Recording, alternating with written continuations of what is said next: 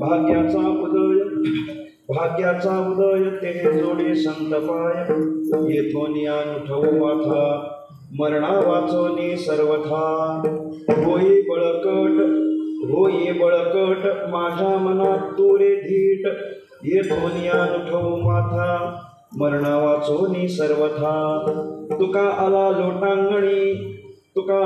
लोटांगणी भक्ती भाग्या झाली धणी येथून अनुठव माथा मरणा वाचोनी सर्वथा पांडुरंगा करू प्रथम नमन दुसरे चरणा संतांचिया त्यांच्या कृपादाने कथेचा विस्तारू बाबाजी सद्गुरु दास तुका योग ध्यान समायुक्तम निष्प्रपंचम परिग्रहम प्रसन्नं वदनं शांतं मंगलं सुमनोहरं ज्ञान वैराग्य संपन्न खंड निज बोध रूपं पूर्ण ब्रह्मा श्री सद्गुरे वामनाय नमोस्तुते नसे आप पर ऐसा जगी जो महात्मा विरक्ती श्रेष्ठ भक्ती स्मरे नित्य रामा तिथी माघ पौर्णिमा साधोने वाट धरिले निज धामा नमस्कार माझा सद्गुरु सावळा रामा मस्तक माझा पायावरी या वारकरे संतांच्या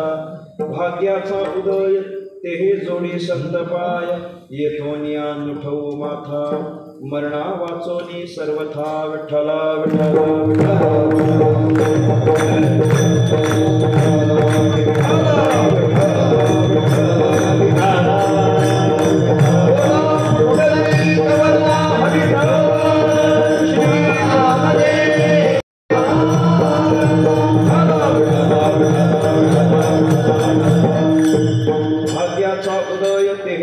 संतपाय येथून अनुठव माथा मरणा वाचोनी सर्वथा महाराष्ट्राचा आराध्य दैवत राजाधिराज भगवान श्री पांडुरंग परमात्मा कैवल्य साम्राज्य चक्रवर्ती विश्वसंत महावैष्णव ज्ञानराज माऊली स्वानंद सुखनिवासी प्रातः स्मरणीय ब्रह्मलीन सद्गुरु श्री वामन बाबा महाराज सद्गुरु श्री सवानंद बाबा महाराज स्वानंद सुखनिवासी प्रातः स्मरणीय ब्रह्मलीन सद्गुरु श्री जोन महाराज आदी करून सर्व साधू संतांच्या चरणी विनम्रपणे नतमस्तक होतो। माझ्या समोर उपस्थित माझ्यापेक्षा ज्ञानाने वयाने अनुभवाने ज्येष्ठ श्रेष्ठ कीर्तनकार प्रवचनकार मातृभगिनी श्रोता गायक वादक आदी करून कलाकार वर्ग तुम्हा सर्वांच्या चरणी साष्टांग प्रणिपात करून परमात्म्याच्या संकीर्तनाला आरंभ करतो। विठ्ठल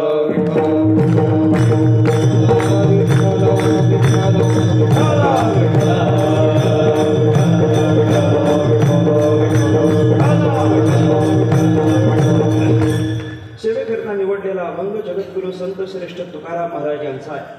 अभंग 4 चरणांचा आहे। सगळ्यांच्या परिचयाचा बहुतेकांच्या पाठांतरातला अभंग आहे। या अभंगाच्या माध्यमातून जगद्गुरु संत श्रेष्ठ तुकाराम महाराजांनी आपल्याला जीवनामध्ये जी संत भेट झालेली आहे त्या संत भेटीच्या संबंधाने कारण मीमांसा व्यक्त केलेली आहे। एखादी वस्तू प्राप्त झाल्यानंतर त्या प्राप्त वस्तूचा आनंद उपभोगण्याच्या आधी आपल्याला ती वस्तू का प्राप्त झाली असावी त्याचं चिंतन करणं गरजेचं आहे। विचारवंत पुरुषाचं लक्षण असं आहे की विचारवंत पुरुष वस्तू मिळाली की त्याचा लगेच आनंद उपभोगत नाही। एखादा पदार्थ मिळाला तर तो आपल्याला का मिळाला त्याचं चिंतन करतो। जगद्गुरु तुकाराम महाराजांना संतांची भेट झालेली आहे आणि झालेली संतांची भेट कोणत्या कारणाने झाली असावी त्याची मीमांसा तुकाराम महाराज या अभंगातून व्यक्त करतात। विठ्ठला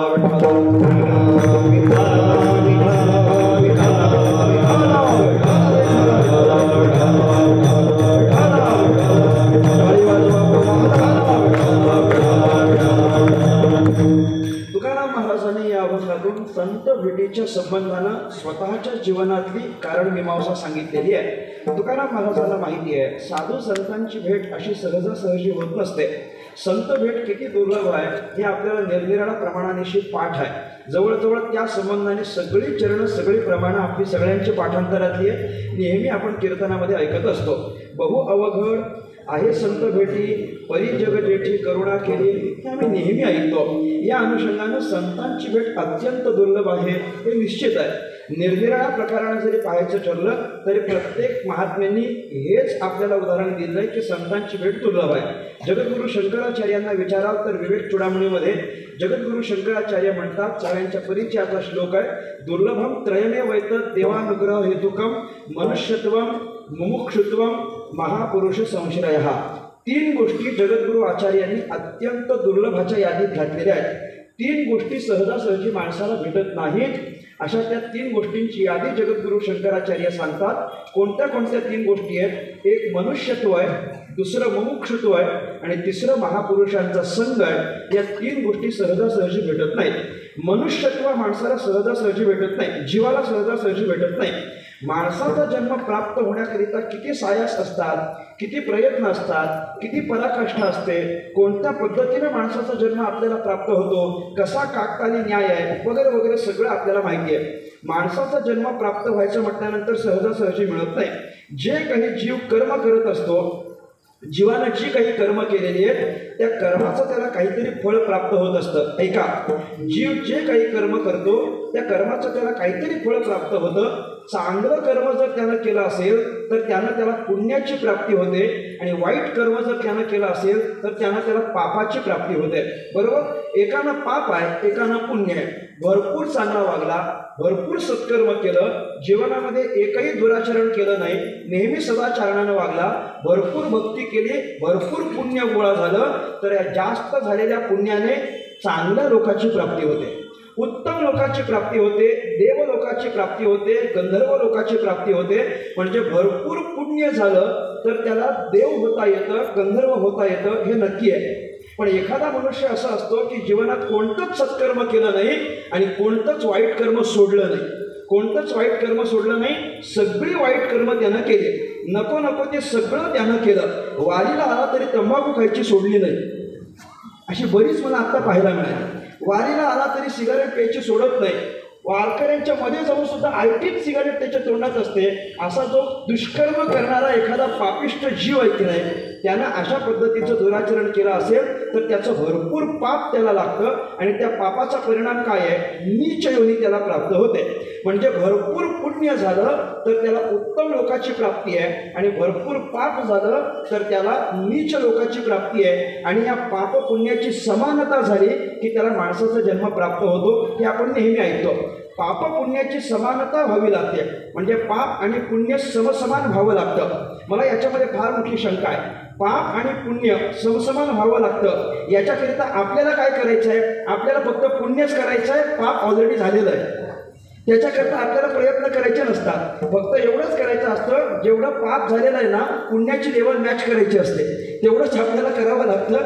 पापाकरता काही कोणाला प्रयत्न करावे लागत नाही, पण पुण्याकरता आपल्याला सगळ्यालाच प्रयत्न करावे लागतात। ते समसमान झाल्याशिवाय माणसाचा जन्म प्राप्त होत नसेल तर माणसाचा जन्म प्राप्त होणं हे फार दुर्लभ आहे। जगद्गुरू आचार्यांनी पहिली तीच गोष्ट सांगितली, दुर्लभम त्रयमेवैतत् मध्ये देवानुग्रह हेतुकम मनुष्यत्वम। पहिलं मनुष्यत्व अत्यंत दुर्लभ आहे, पण कसं आहे, जे मनुष्यत्व दुर्लभ आहे त्या मनुष्यत्वाची आत्ता तरी या घडीला आपल्याला चिंता करायची काही आवश्यकता नाही। का?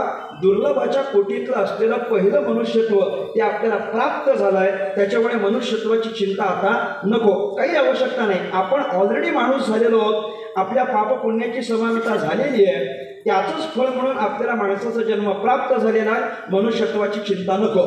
दुसरं काय दुर्लभ आहे? मुमुक्षुत्व दुर्लभ आहे। मुमुक्षुत्व दुर्लभ म्हणजे काय आहे? माणसाच्या जीवनामध्ये आल्यानंतर पुन्हा मोक्षाची प्राप्ती होईल याच्याकरिता प्रयत्न करणारा जीव पुन्हा आपल्याला दुर्लभ म्हणावा लागतो। मोक्षम इच्छितो इति मुमुक्षुः, मोक्षाची इच्छा करणारा तो मुमुक्षु। मग मोक्षाची इच्छा करणारा मुमुक्षु असेल, हरिभजनाकडे वळणारा मुमुक्षु असेल, भक्तीकडे वाटचाल करणारा मुमुक्षु असेल, परमार्थाच्या प्रांगणात येणारा मुमुक्षु असेल, तर माणसाच्या जन्माला आल्यानंतर पण परमार्थाला लागणारे मुमुक्षु फार थोडे असा आपल्याला विचार करावा लागतो। सगळेच जण काही हरिभक्तीकडे वळत नाहीत। भगवंत गीतेत सांगत असताना मनुष्यानां सहस्रेषु कश्चित् एतति सिद्धये असं बोलतात, एततामपि सिद्धानां कश्चिन् मां वेत्ति तत्त्वतः वगैरे वगैरे। मनुष्यानां सहस्रेषु, हजारात एखादा माणूस भगवान परमात्म्याच्या भक्तीला लागतो, सगळेच जण काही देवाची भक्ती करत नाही। लोकसंख्या भरपूर आहे, त्यात भारताचा नंबर दुसरा आहे, काही दिवसांना पहिला होईल। बरोबर की नाही? काही दिवसानं पहिलं होईल. पहिल्या नंबरकडे भारताची आता वाटचाल सुरू आहे. पॉप्युलेशनची काही कमी नाही आहे, लोकसंख्या भरपूर आहे, पण एवढ्या भरपूर असलेल्या लोकसंख्येमध्ये भगवंताचं भजन करणारे किती लोक आहेत मला सांगावं? थोडीच आहेत की नाही? महाराष्ट्राची लोकसंख्या बघितली आणि त्याच्या तुलनेत कार्तिकीच्या वारीला येणारी लोक बघितली तर कमीच की नाही मला सांगा? कमीच. याचा अर्थ सगळेच जण काही देवाच्या भजनाला लागत नाहीत. मी गमतीनं म्हणत असतो, देवाचं भजन करणारी माणसं फार थोडी आहेत. बारीक आहे का बरं? मी गमतीनं बोलतो, देवाचं भजन करणारी माणसं फार थोडी आहेत आणि जी थोडी भजन करणारी आहेत ना ती पण थोडंच भजन करणारी आहेत. म्हटलं तर बघा, जी थोडी भजन करतात ती थोडंच करतात, ती पण काही फार करत नाही. थोडी भजन करणारी आहेत ती पण थोडं थोडं थोडं थोडं असंच करतात की नाही? त्यांची वेळ 7 ते 9ची ठरलेली असते, 10 ते 12ची ठरलेली असते, 6 ते 8ची ठरलेली असते. वारी 5 दिवसाची असेल तर 2च दिवस जायचं असं ठरलेलं असतं. हे सगळं ठरवून जर असेल तर जी थोडी भजन करणारी आहे ती पण थोडंच करणारी आहे. कुणीतरी दुर्लभ आहे, विरळा ऐसा कोणी तुका त्यासी लोटांगणी तुकोबारे म्हणतात. या सगळ्याच्या अनुषंगानं मुमुक्षु म्हणजे भगवान परमात्म्याच्या भक्तीकडे वळणारा माणूस पण फार थोडा, फार दुर्लभ असं आपल्याला पाहायला मिळतं. एक मनुष्यत्व दुर्लभ आहे, दुसरं मुमुक्षुत्व दुर्लभ आहे. पण सांगायची गोष्ट अशी आहे, जशी मनुष्यत्वाची आपल्याला चिंता करायची गरज नाही तशी मुमुक्षुत्वाची पण आत्ता या घडीला आपल्याला चिंता करायची गरज नाही. का? जेवढे आळंदीत आत्ता आहेत त्यांना तरी चिंता करायची गरज नाही. आपण मुमुक्षु थोड्याफार प्रमाणात का होईना, पाहिजे तर स्वतःला मंद मुमुक्षु म्हणून घेऊ. फार अगदीच उत्तम मुमुक्षु नसेल तर मंद मुमुक्षु म्हणून घेऊ, पण आपण मुमुक्षु आहोत. भगवंताच्या भजनाची थोडी तरी आपल्याला चाळ आहे आणि म्हणून आपण आळंदीमध्ये उपस्थित आहोत, वारीला येतो, कीर्तनात येऊन बसतो. वारीच्या अगोदर जरी आलो तरी इकडं तिकडं भटकंती न करता 7 ते 9च्या कीर्तनात बसून यावंसं वाटत असेल तर थोडाफार मुमुक्षुत्वाचा भाग आपल्याकडं आहे, त्याची चिंता करायची गरज नाही. तिसरी कोणती गोष्ट आहे मला सांगा? महापुरुषांचा संग हे अत्यंत दुर्लभ आहे.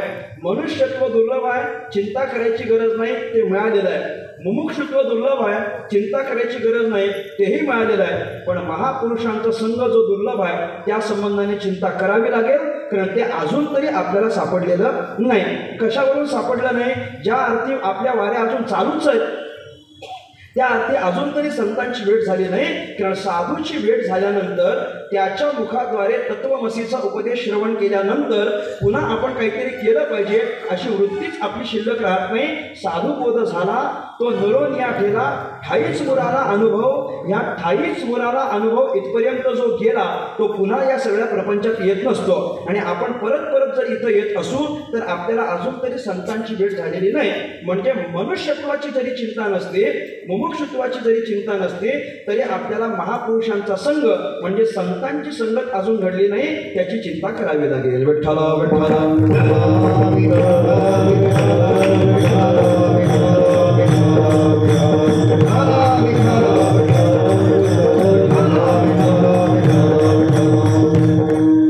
तुम्ही नारदांना विचारा. नारदांनी भक्ती सूत्रामध्ये सुद्धा अशाच पद्धतीचं सूत्र घातलेलं आहे. महत् संगस्तु दुर्लभो अगम्य अमोघश्च. महात्म्यांचा संघ कसा आहे? दुर्लभो अगम्य अमोघश्च. महात्म्यांचा संघ दुर्लभ आहे, अगम्य आहे, अमोघ आहे. दुर्लभ म्हणजे सहजासहजी होत नाही, अगम्य म्हणजे झाली तरी कळत नाही, आणि अमोघ म्हणजे झालेली संत भेट कधी वाया जात नाही. अशा पद्धतीची संतांची भेट आहे. झालेली संत संगत कधी वायाला जात नाही याचं चिंतन करण्याची मला गरज नाही, किंवा झालेली संत भेट ओळखणं किती कठीण आहे याचं पण चिंतन नको, अतिविस्तार होईल. पण महत् संगस्तु दुर्लभ हो हे मात्र आपल्याला महत्वाचं आहे. साधू संतांची संगत अत्यंत दुर्लभ आहे, ती सहजासहजी होत नाही. पण म्हणून साधू संतांची भेट दुर्लभ आहे, दुर्लभ आहे, दुर्लभ आहे असं जर आपण म्हणत गेलो तर आपल्याला कधीच संतांची भेट होणार नाही असा खेद पण कोणी करण्याची आवश्यकता नाही. एखाद्याला अशी चिंता वाटेल की सगळ्यांनीच सांगितलंय की संतांची भेट दुर्लभ आहे, तर आपण त्या भानगडीत आता न पडलेलं थोडं बरं तरी बोलत चला बरं. आपण त्या भानगडीत नच पडलेलं बरं आहे ना? नाहीच होत, दुर्लभच आहे असं जर सगळ्यांनीच सांगितलेलं असेल तर कशाला उगाच त्या भानगडीत पडा आता. पण असं होत नाही. संतांची भेट दुर्लभ जरी सांगितलेली असली तरी निराश होण्याचं कारण नाही, कारण ती कधीच होत नाही अशातला भाग नाही. साधू संतांची भेट पण शक्य आहे, दुर्लभ आहे असं सांगितलंय, अशक्य आहे असं सांगितलेलं नाही. तुम्ही शब्दांकडे लक्ष द्या. महात्म्यांचा संघ दुर्लभ असं सांगितलंय. दुर्लभ म्हणजे काय? ते आहे पण कमी प्रमाणात उपलब्ध आहे, त्याची प्राचुर्यता नाही आहे. मुबलक प्रमाणात ती उपलब्ध नाही, फार थोड्या प्रमाणात उपलब्ध आहे, म्हणून त्याला आपण काय म्हटलो? दुर्लभ असं म्हटलेलं आहे. सुलभ म्हणजे काय? सहजासहजी उपलब्ध. आणि दुर्लभ म्हणजे काय? सहजासहजी उपलब्ध न होणे. असं दुर्लभ असेल तर महात्म्यांचा संघ दुर्लभ आहे पण अशक्यच्या कोटीतला नाही आहे. त्यामुळे निराश होण्याची गरज नाही. संतांची संगत होईल, संतांची भेट होईल, संत दर्शन देतील. अरे पण कधी देतील? काय करावं लागेल? साधू संतांच्या संगतीकरता काय करावं लागेल? हा प्रश्न जर तुकोबाऱ्यांना विचारणार असाल तर तुकाराम महाराज आपल्याला उत्तर देतात. संतांच्या संगती आपल्याला व्हावी वाटत असेल तर त्याच्याकरिता सगळ्यात प्रमुख कारण फक्त एकच आहे. तेवढी सामुग्री आपल्या गाठीशी असते की संतांची भेट होते. काय सामुग्री लागते? तुकाराम महाराज सांगतात, तिळे तिळे पुण्य साचा पडे,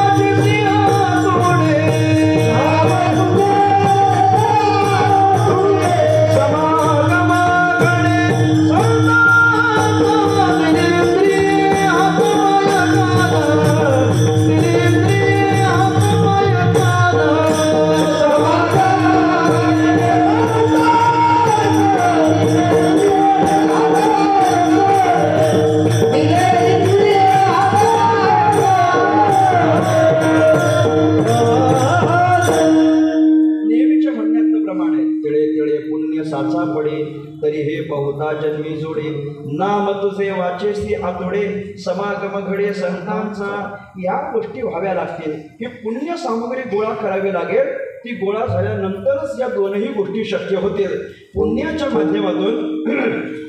माध्यमातून प्राप्त होणाऱ्या प्रमुख दोन गोष्टींचा विचार तुकाराम महाराज या अभंगात सांगतात. तिळे तिळे पुण्य साचा पडे, तरी हे बहुता जन्मी जोडे. काय जोडे? दोन गोष्टी जोडे. कोणत्या कोणत्या? नाम तुझे वाचेसी आतोडे एक आणि समागम घडे संतांचा दोन. या दोनच गोष्टी तुम्हाला पुण्यानं प्राप्ती होण्यासारख्या आहेत. बरं, ते पुण्य आपल्याला लागतं. काय काय मिळणार आहे? नाम तुझे वाचेसी आतोडे म्हणजे भगवंताचं नाव आपल्या मुखाला येईल. देवाचं नाव मुखाला येण्याकरता काय पाहिजे? बोला, पुण्य पाहिजे. आणि समागम घडे संतांचा म्हणजे संतांचा संग होण्याकरता पण काय पाहिजे? पुण्य पाहिजे. या दोन्ही गोष्टीकरिता पुण्य लागतं. बरं, ते जे पुण्य लागतं ते असं थोडं चालत नाही. असं काहीतरी इकडचं तिकडचं सत्कर्म करायचं आणि थोडंसं पुण्य मिळालं की देवाला सांगायचं की बाबा आम्हाला संतांची संगत पाहिजे, असं चालत नाही. त्याच्याकरता लागणारं पुण्य फार मोठं आहे. किती मोठं आहे? तरी हे बहुता जन्मी जोडे. अनेक जन्मांचं ते पुण्य गोळा करावं लागतं. भागवतामध्ये नाथ महाराज म्हणतात, निष्कामता निज दृष्टी अनंत पुण्य कोट्यान कोटी, रोकड्या लाभते पाठोपाठी, तळ होय भेटी हरिप्रियांची. हरिप्रियांची भेट होण्याकरिता निष्कामता निजदृष्टी किती पुण्य पाहिजे? अनंत पुण्य, कोट्यान कोटी एवढं पुण्य एकत्र व्हावं लागेल. तळ होय भेटी हरिप्रियांची असं आहे. म्हणजे संतांची भेट होण्याकरिता पुण्य लागेल, ते पण बऱ्याच जन्माचं लागेल. बरं, ते बऱ्याच जन्माचं मग कसं काय चालेल? ते बऱ्याच जन्मामध्ये अनेक जन्म झाले की नाही आपली, मग प्रत्येक वेळेला जन्माला आलो की जे काही सत्कर्म आपल्याकडून घडतं त्या सत्कर्मातून मिळणारं पुण्य आपल्याला त्याचा संचय करावा लागेल. तुकाराम महाराज म्हटले तिळे तिळे पुण्य साचा पडे. साचा पडे म्हणजे त्याचा संचय करावा लागेल. किती किती? तिळे तिळे. तिळे तिळे हे परिमाण आहे, आपल्या पुण्याचं परिमाण आहे, म्हणजे माप आहे त्याचा माप. आपण एखादं सत्कर्म करतो, त्या सत्कर्मातून आपल्याला पुण्य प्राप्त होतं. ते प्राप्त झालेलं पुण्य फार मोठं डोंगरासारखं असतं असा कोणी विचार करायचा नाही. सत्कर्मानं जे काही पुण्य प्राप्त होतं ते फार थोडं असतं असा आपल्याला विचार करावा लागतो. आपण लहान लहान सत्कर्म करतो की नाही? प्रत्येक सत्कर्मातून आपल्याला पुण्य मिळालं पाहिजे असं वाटतं की वाटत नाही? पुण्य मिळालं पाहिजे वाटतं की वाटत नाही? वाटतं की वाटत नाही? असं हो नाही बोला ना, जरा माना हलवा ना. वाटतं. हा मग वाटतं असं हो म्हणा. हो वाटतं. आपल्याला पुण्य मिळावं वाटतं की नाही? वाटतं. कीर्तनातून पुण्य पाहिजे की नाही? हो पाहिजे. वारीतून पुण्य पाहिजे की नाही? पाहिजे. एखाद्या वारकऱ्याला आम्ही जर तुकडा भाकरी खायला दिली तर त्याच्या बदल्यात आम्हाला पुण्य पाहिजे की नाही? पाहिजे. वारकऱ्याला एका रात्रीचा निवारा जर आम्ही दिला तर त्याच्या बदल्यात पुण्य पाहिजे की नाही? पाहिजे. एखाद्या गरीब माणसाच्या हातावर 10 रुपये टेकवले तर त्याच्या बदल्यात पुण्य पाहिजे की नाही? पाहिजे. कुणाला तरी एखाद्या माणसाला गरजच होती म्हणून त्याला खाण्याकरिता पैसे दिले तर पुण्य पाहिजे की नाही? पाहिजे. म्हणजे या सगळ्या लहान लहान कर्मातून माणसाला अपेक्षा असते की मला काय मिळालं पाहिजे? पुण्य मिळालं पाहिजे. लहान लहान फार काही मोठी सत्कर्म तो करत नाही, पण लहान सत्कर्म केली की त्या सत्कर्मातून त्याची अशी अपेक्षा असते मी आत्ता जे सत्कर्म केलंय, आत्ता जे काही मी चांगलं वागलोय, या चांगल्या वागण्याकडे देवानं लक्ष द्यावं.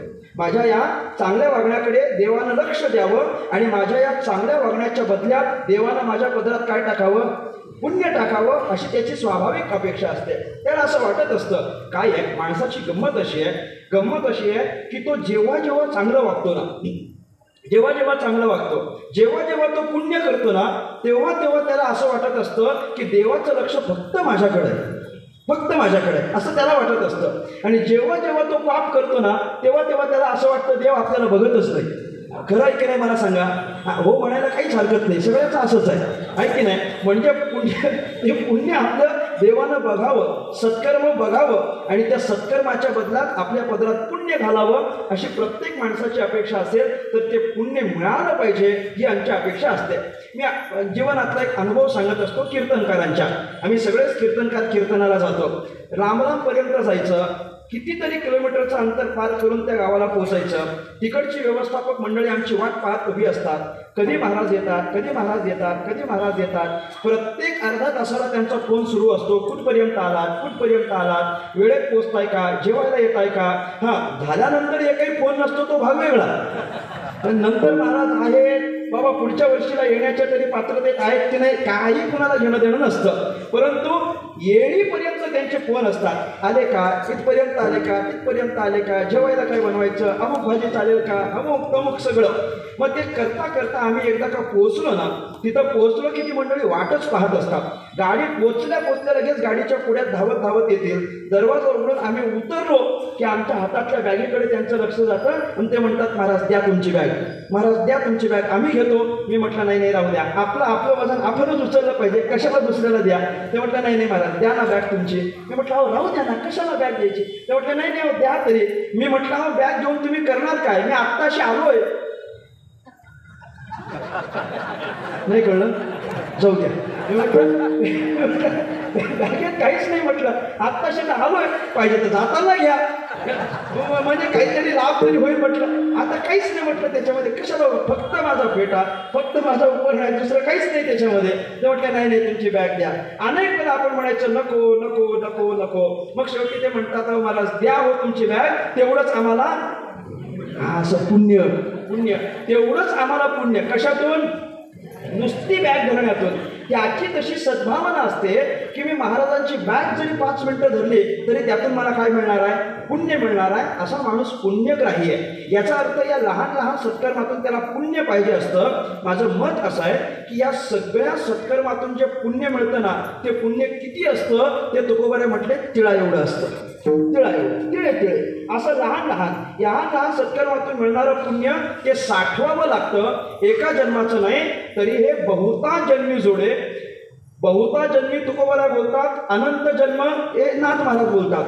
अनेक जन्मांचं साठवावं लागतं हे नक्की आहे. आणि या अनेक जन्मांचं ते पुण्य आपल्याला फळ देण्याकरता सिद्ध झालं की दोन गोष्टी पदरात पडतात. एक तर देवाचं नाम आणि दुसरं म्हणजे संतांचा संग.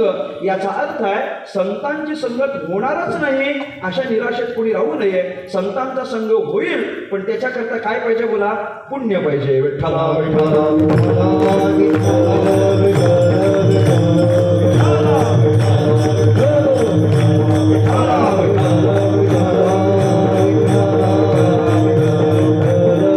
आपल्याला संतांची संगत दुर्लभ मानावी लागते. का दुर्लभ मानावी लागते? कारण काय आहे? त्याच्या मागचं काय म्हणजे त्याच्या मागची प्रक्रिया काय ते तुम्ही ध्यानात घ्या. मला मूळ सांगायचं आहे. संतांची भेट दुर्लभ आहे. का दुर्लभ म्हटलो आपण? त्याच्याकरता पुण्य लागतं. मग पुण्य लागतं. पुण्य हे त्याच्याकरता काय झालं मला सांगा. संतांची भेट होण्याकरता पुण्य हे काय आहे? हा क्रायटेरिया आहे. इंग्रजीत त्याला आपण एलिजिबिलिटी म्हणतो की नाही, ही त्याची एलिजिबिलिटी आहे. संतांची भेट होण्याकरिता अनंत जन्माचा पुण्याचा साठा ही त्याच्याकरता एलिजिबिलिटी आहे. आणि तुम्ही जर त्या क्रायटेरियात बसतच नसाल तर तुम्हाला संतांची संगत कशी होईल मला सांगा? होणारच नाही ना. याचा अर्थ काय आहे? या जगात माणसं भरपूर आहेत, पण संतांची भेट होईल एवढं पुण्य ज्यांच्या गाठीशी आहे ती माणसंच कमी आहेत, म्हणून संतांची भेट दुर्लभ आहे. ऐका, ती माणसंच कमी आहेत की ज्यांच्याकडे एवढं पुण्य आहे. अशी माणसं फार थोडी आहेत की ज्यांच्याकडे एवढा पुण्याचा साठा आहे. आणि त्या थोड्याच माणसाला संतांची भेट होते, म्हणून संतांची भेट कशी आहे मला सांगा? दुर्लभ आहे असं आपल्याला मानावं लागतं. म्हणजे संतांची भेट पुण्याने प्राप्त होते व पुण्यानं प्राप्त होते. किती अवघड आहे? भरपूर अवघड आहे. नाथ महाराजांना विचाराल तर नाथ महाराज म्हणतात, चंद्रामृते सुखे सेववेल, असता जाता रवी धरवेल, बाह्या हेळा सागर तरवेल, परित्या साधूची भेट न होईल का, ऐसे कैसे यानं भेटत येते साधू. प्रमाण सगळ्यांच्या पाठांतरातलं आहे, अर्थ सांगून वेळ घेत नाही. सगळ्या गोष्टी सोप्या होतील, शक्य होतील, अशक्याच्या कोटीतल्या गोष्टी पण माणूस करून दाखवेल, पण संतांची भेट मात्र दुर्लभ आहे. म्हणून नाथ महाराज प्रश्न करतात, ऐसे कैसे याने भेटत येते साधू. कसे भेटतील ते साधू? शक्यच नाही असं एकनाथ महाराज म्हटले. त्याला उत्तर तुकाराम महाराजांनी दिलं. नाथ महाराज म्हटले होते, ऐसे कैसे यानं भेटत येते साधू. तुकाराम महाराज म्हणतात, ऐसे ऐसे यानं भेटत येते साधू. असे भेटतील. कसे भेटतील? मग तुकाराम महाराज म्हणायला लागले, अर्थ काम चाडण येचे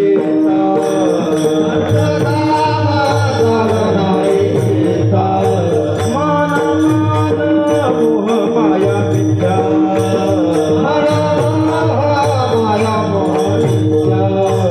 वरते समाधाने जाणून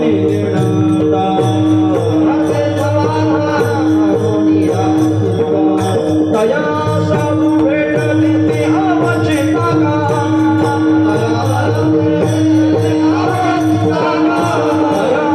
साधू भेट देते अवचिता का.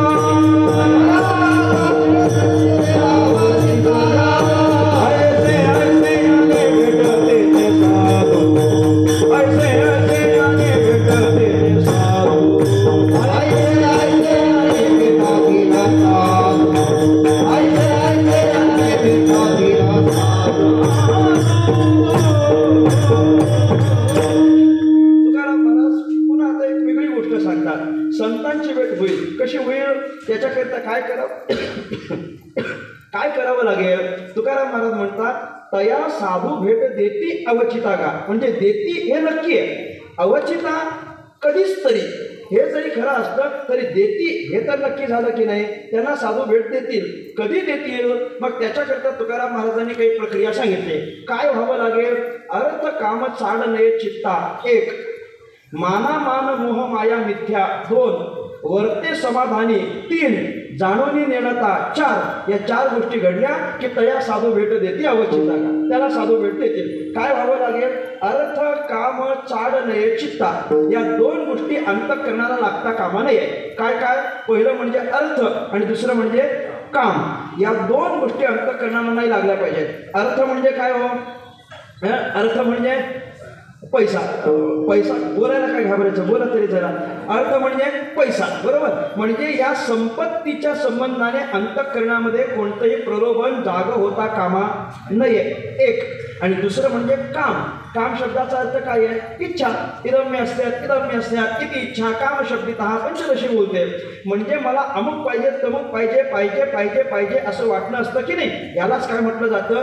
काम. यालाच काम म्हणतात. मला पाहिजे मला पाहिजे, आज हे पाहिजे उद्या ते पाहिजे, परवा तमुक पाहिजे परवा तमुक पाहिजे. हे प्रत्येक माणसाला पाहिजे पाहिजे पाहिजे असं वाटतच असतं. प्रपंचात असला तरी पाहिजे पाहिजे वाटतं आणि परमार्थात आला तरी पाहिजे पाहिजे वाटत असतं. कीर्तनात बसला तरी त्याला पाहिजे की नाही मला सांगा? पाहिजे. काय पाहिजे? बाकी काही नसलं पाहिजे तरी कमीत कमी एवढं तरी पाहिजे की महाराज नवला थांबले असं पाहिजे म्हणायचं लगेच.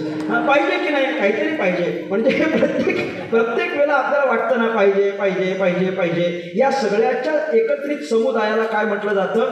काम. हे अंतःकरणामध्ये इच्छा पण निर्माण होता कामा नये. काय काय नसलं पाहिजे? संपत्तीच्या संबंधाने लोभ नको एक, आणि अंतःकरणामध्ये इच्छा नको दोन. ही पहिली गोष्ट आहे. अर्थ काम चाड नये चित्ता. दुसरं काय? मानामान मोह माया मिथ्या. मान आणि अपमान या दोघांच्या संबंधाने अंतःकरणामध्ये मिथ्यात्व भावना निर्माण झाली पाहिजे. एखाद्या ठिकाणी मान झाला म्हणजे सन्मान झाला तर त्याच्यानं फार प्रसन्नही होऊ नये, आणि एखाद्या ठिकाणी अपमान झाला तर त्याच्यानं पुन्हा दुःखीही होऊ नये. अशा पद्धतीची मानापमानाची त्याची समान भावना झाली पाहिजे. त्याला मोहमाया किंवा मिथ्या असं त्यानं मानलं पाहिजे. ही दुसरी गोष्ट आहे. तिसरं काय आहे? वर्ते समाधानी. म्हणजे तो जीवनामध्ये समाधानी राहिला पाहिजे. कसं राहिलं पाहिजे? ठेविले अनंत तैसेचे राहावे. याच्यामध्ये काय नवल आहे? राहावंच लागतं की नाही? ठेविले अनंत तैसेची राहावे. आम्हाला देव ठेवील तसं आम्ही राहतो की देव ठेवील तसं राहावं लागतं? काय म्हणायचं तुम्हाला? राहावं लागतं. म्हणजे आपला नाईलाज आहे की नाही? हो. म्हणजे शक्य असतं तर आपण देवाच्या नियमात बदल केले असते की नाही?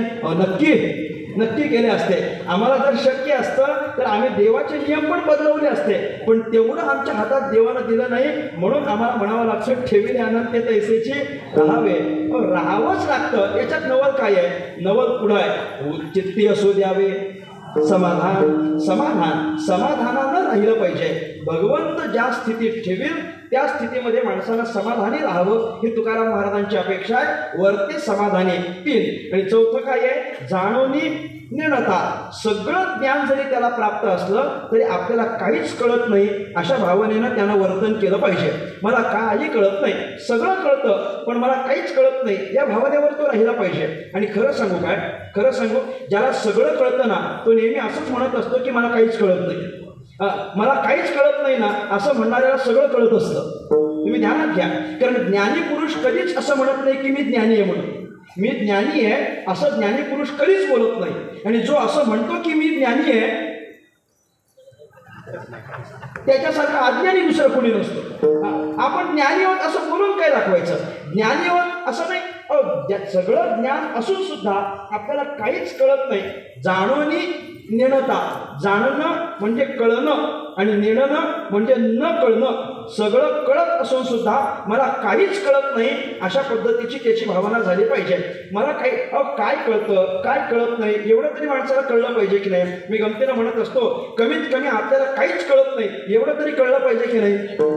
एवढं तरी. बरीचशी माणसं अशी आहेत की आपल्याला काहीच कळत नाही हे पण त्यांना कळत नाही, हेही कळत नाही. काहीतरी कळावं. किती कळतं किती कळत नाही. मी गमतीनं असं म्हणत असतो, माझं कीर्तन ऐकत असताना तुम्हाला जर कळत असेल तर कळलं म्हणा आणि नाही कळलं तर नाही कळलं म्हणा.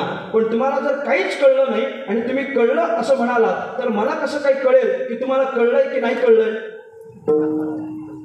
एवढं कळलं असेल तर माना हलवा जरा. हो म्हणा. आपल्याला काहीच कळत नाही. सगळं कळत असताना सुद्धा काहीही कळत नाही अशा पद्धतीची जी भावना असते त्याला जाणोनी निर्णता असं म्हणतात. हे सगळं व्हावं लागेल. अर्थकाम अंतःकरणात नाही आलं पाहिजे. 1. मानापमान समान झाले पाहिजे. 2. समाधानी राहिलो पाहिजे. 3. आणि जाणून सुद्धा आपल्याला काहीच कळत नाही या वृत्तीवर आपण पोहोचलो पाहिजे. असा एखादा जर कोणी असेल तर तुकाराम महाराज म्हणतात तया साधू भेट देते अवचितागा.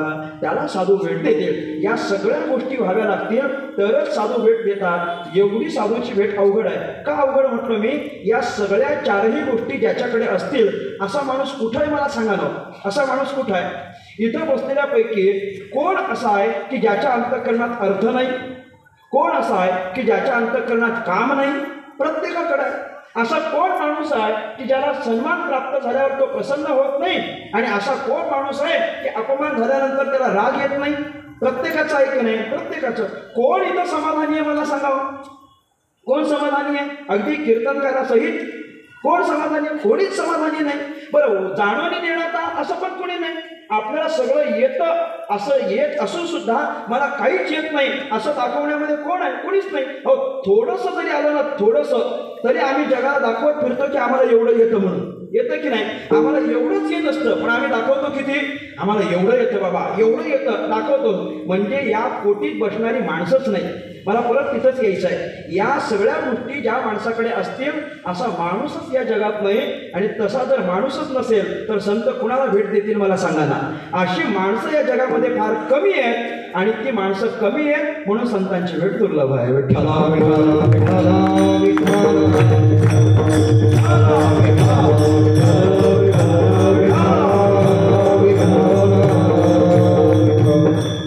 संतांची भेट दुर्लभ. मी कशा करता एवढा विस्तार केला? मला याच्यावर यायचं आहे. तुकाराम महाराजांना विचार पडलाय, एवढ्या दुर्लभाच्या कोटीत असलेली संतांची भेट आहे. एवढं सगळं केल्यानंतर संतांची भेट होते असं अर्थकाम चालणे चित्ता वगैरे आपणच सांगितलेलं आहे. त्याच्यानं जी संतांची भेट होते, अनंत जन्माच्या पुण्याईने जी संतांची भेट होते, तुकोबारे म्हणतात तीच संतांची भेट आज मला झाली आहे. तीच संतांची भेट मला झाली असेल तर मला आता चिंता याची पडली आहे, विचार याचा पडलाय की ही संत भेट मला का बरं झाली असावी? कोणत्या कारणानं? असं काय बाबा, माझ्या जीवनाचं काय पुण्य उदयाला आलं? माझ्या जीवनामध्ये काय अर्थकाम चालणे चित्ता वगैरे हे झालं की अनेक जन्माची पुण्य एकत्र झाली? नेमका काय झालं की ज्याच्यामुळे मला संतांची संगत घडली? हा प्रश्न तुकोबाराच्या अंतःकरणाला पडतो, आणि मग तुकाराम महाराज याच्या उत्तरादाखल आपल्याला सांगतात, आम्हाला संतांची भेट झाली त्याला कारण फक्त एकच आहे, आमचं अनंत जन्मीचं भाग्य उदयाला आलं. त्या भाग्यानं संतांची भेट झाली. अभंगाचं पहिलं चरण. भाग्याचा उदय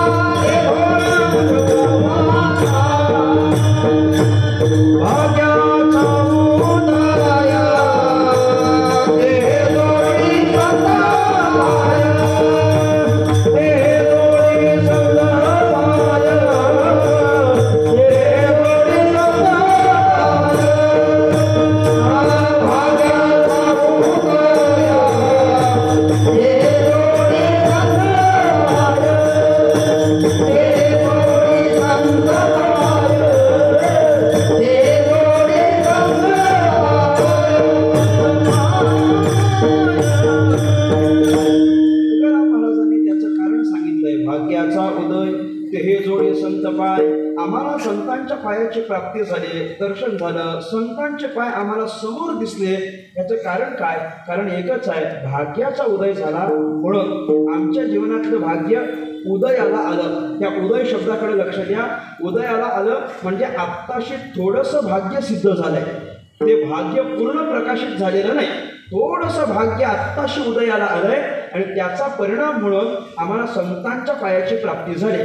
तुकाराम महाराज जर म्हणत असतील की संतांच्या पायाचं दर्शन झालं त्याला कारण भाग्य आहे, त्याला कारण भाग्य आहे, तर मला याचं चिंतन करावं लागेल की नेमका भाग्य म्हणजे काय, भाग्य म्हणजे काय, याचं पुन्हा स्वतंत्र चिंतन करा. कारण तुकाराम महाराजांनी सगळ्या संत भेटीचं कारण एकच शब्दात सांगितलं आहे, ते म्हणजे भाग्य. आम्हाला जी काही संत भेट घडली आहे त्याचं कारण फक्त आणि फक्त काय आहे, भाग्य आहे. मग केवळ भाग्यानं संतांची भेट झाली असेल तर भाग्य म्हणजे नेमका काय याचा विचार आपल्याला करावा लागेल. मी परत असं का बोलतो, भाग्य म्हणजे काय याचा विचार करावा लागेल. याचं कारण असं आहे, ऐका, याचं कारण असं आहे, आपण ज्याला भाग्य म्हणतो, ऐका, आपण ज्याला भाग्य म्हणतो ते तुकाराम महाराज भाग्य मानायला तयार नाही, आणि तुकाराम महाराज ज्याला भाग्य मानतात ते आपण भाग्य म्हणायला तयार नाही. अडचण आहे आपली, ऐकी नाही. मला सांगा, ज्याला आपण भाग्याचं म्हणतो ते तुकाराम महाराज भाग्याचं मानत नाही, आणि जे तुकाराम महाराजांना भाग्याचं वाटतं ते आपल्याला भाग्याचं वाटत नाही. ही आपली अडचण आहे. आपल्या दृष्टीने भाग्य काहीतरी वेगळं आहे आणि तुकाराम महाराजांच्या दृष्टीनं भाग्य काहीतरी वेगळं आहे. आपल्या दृष्टीनं भाग्याच्या व्याख्या फार कमकुवत आहेत, फारच कमकुवत आहेत, अगदी तोकड्या आहेत. आपण कोणत्याही गोष्टीला भाग्याचं लेबल लावतो आणि मोकळं होतो. म्हणून तुकाराम महाराजांना स्पष्ट असं बोलावं लागलं, भाग्य करी नोहे धन पुत्र दारा, या तिन्ही गोष्टी भाग्याच्या नाहीत तुकाराम महाराज बोलले. याचा अर्थ काय, तुकाराम महाराज जर असं म्हणत असतील की धन पुत्र आणि दारा या भाग्याच्या गोष्टी नाहीत, हे तुकाराम महाराजांना सांगावं लागलं. का सांगावं लागलं, लोक फक्त यालाच भाग्य म्हणतात, यालाच भाग्य. धन प्राप्त होणं याला भाग्य मानतात की नाही, भाग्य मानतात. जीवनामध्ये धनसंपत्ती एकत्र प्राप्त होणं याला भाग्याचं लक्षण मानलं जातं. एखाद्याची अजिबात परिस्थिती नसेल आणि 4-5 वर्षात अचानक जर तो कोट्याधीश झाला तर लोक म्हणतात की नाही, काही नाही हो, त्याचं भाग्य चांगलं आहे, बरोबर. म्हणजे त्याच्या भाग्यानं तो संपत्तीवान झाला. अर्थात या संपत्तीचं त्याने कारण कशावर ढकललं, भाग्यावर ढकललं असेल तर लोकांना धनाची प्राप्ती होणं हे भाग्याचं लक्षण वाटतं. हे बाबा चांगलं भाग्य आहे असं लोकांना वाटतं. तुकाराम महाराज म्हणतात, अरे तसं नाही, भाग्याचं लक्षण धन नाही आहे. धनाला काय भाग्य मानायचं, धनाच्या संबंधाने भाग्य काय मानायचं, भाग्य मानू नये. बरं, धनाच्या संबंधाने भाग्य मानू नये म्हणजे धन मानू नये असं तुकोबारा बोलत नाही. तुकाराम महाराजांना धन मान्य आहे, जोडोनिया धन हे तुकोबारा बोलतात. जोडोनिया बोलतात म्हणजे जोडलं पाहिजे हे नक्की, म्हणजे कमावलं पाहिजे हे नक्की. फक्त उत्तम व्यवहार हे जोडोनिया हे नक्की आहे. उत्तम व्यवहार करून तुम्ही भरपूर धन कमवावं हे तुकाराम महाराज बोलले. बरं, नुसतं कमवून शांत बसायचं नसतं, उदास विचारे व्यर्थ करे, ते संपवायचं पण असतं. बरं का, नुसतं कमवायचं नसतं, ते कमवल्यानंतर संपवण्याची पण बुद्धी झाली पाहिजे. म्हणजे ते संपवायचं आहे असं तुकोबारे म्हणतात. धनाला तुकाराम महाराज किंमत देतात, धनाला तुकाराम महाराज मान्यता देतात. किंवा असं पण तुकाराम महाराज म्हणतात की धनवंतालागी सर्व मान्यता आहे, बरोबर. धनवंतालागी सर्व मान्यता, जी काही जगात मान मान्यता आहे ती फक्त आणि फक्त धनवान माणसालाच आहे. धनवान माणसाला अगदी त्याला काहीच कळत नसतं, पण तो जर संपत्तीवान असेल तर त्याला दादा असं म्हणून पुढं घ्यावं लागतं की मला नाही, मला सांगावं, घ्यावं लागतं, आम्हाला पुढं बोलवावं लागतं. का बरं, संपत्ती आहे ना, पैसा आहे ना त्यांच्याकडे, धनवान आहेत की नाही, धनवंत आहेत की नाही, मग आम्हाला पुढं बोलवावं लागतं. याचा अर्थ काय आहे, ज्याच्याकडे धन आहे त्याला फार किंमत आहे. तुकाराम महाराज म्हटले ना, आपले शब्द नाही, धनवंतालागी, धनवंत माणसाला भरपूर किंमत आहे असं तुकाराम महाराज बोलले. मला एक खरं खरं सांगा, आत्ता आपण कीर्तनात बसलेलो, सोपा प्रश्न मी तुम्हाला करतो. सोपा प्रश्न, मला सांगा, धनवंताला किंमत आहे, बरोबर आहे, पण खरी किंमत कोणाला आहे मला सांगा, खरी किंमत कोणाला आहे? धनवंताला किंमत आहे की भाग्यवंताला किंमत आहे? कुणाला? भाग्यवंताला. कुठपर्यंत? जय विठ्ठल होईपर्यंत. तो मीच. भाग्यवंताला किंमत कुठपर्यंत? जय विठ्ठल होईपर्यंत. ती झाल्यानंतर परत कोणाला? हा बस, असं खरं बोलायचं लगेच. ती झाल्यानंतर धनवंतालाच आहे. धनवंत माणसाला किंमत आहे, बाकी कोणाला या जगात किंमत नाही. म्हणजे धनवान माणसाला किंमत आहे, हे तुकाराम महाराज बोललेले आहे. धन जोपर्यंत आहे तोपर्यंत सगळे आपल्या जवळ येतात वगैरे वगैरे, आहे की नाही. जोवरी चाले मोठा धंदा, तोवरी बैठ म्हणे दादा, वगैरे वगैरे, हे सगळं आपल्याला पाठ आहे. अर्थात जोपर्यंत धन आहे तोपर्यंत सर्व मान्यता आहे, सगळी लोक आपल्याला सन्मान देतील, धन आहे तोपर्यंत. पण ज्ञानेश्वर महाराज पण या संबंधानं बोलायला विसरत नाही. ज्ञानोबा म्हणतात की नाही, या धनाचा धरी विश्वास जैसी तरोवरी छाया, या धनाचा विश्वास धरू नये.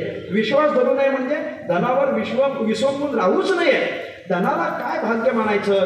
तुकाराम महाराजांना विचाराल तर तुकाराम महाराज परत तेच आपल्याला म्हणायला लागले की या धनाला भाग्य असं मानता येत नाही. का भाग्य मानता येत नाही? त्याचं कारणच तुकाराम महाराज सांगतात, या धनावर विसंबून राहता येत नाही, त्याच्यावर विश्वास ठेवता येत नाही. आजला ते आहे तर उद्याला ते नाही, म्हणून त्याच्यावर आपल्याला विश्वास ठेवता येत नाही. तुका म्हणे धन,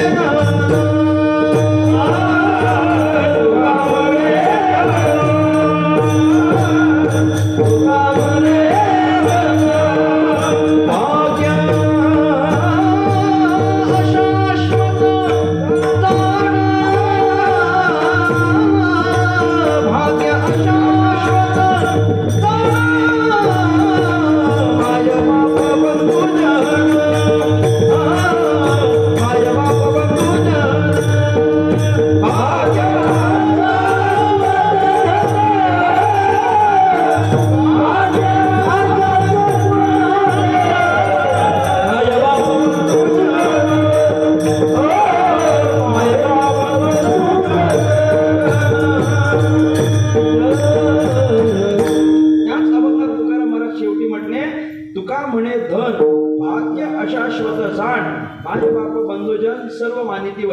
तुकाराम महाराज म्हटले काही नाही, भाग्य अशाश्वत जाण. अशाश्वत म्हणजे काय? ते भाग्य भाग्याचं लक्षण नाही. का लक्षण नाही?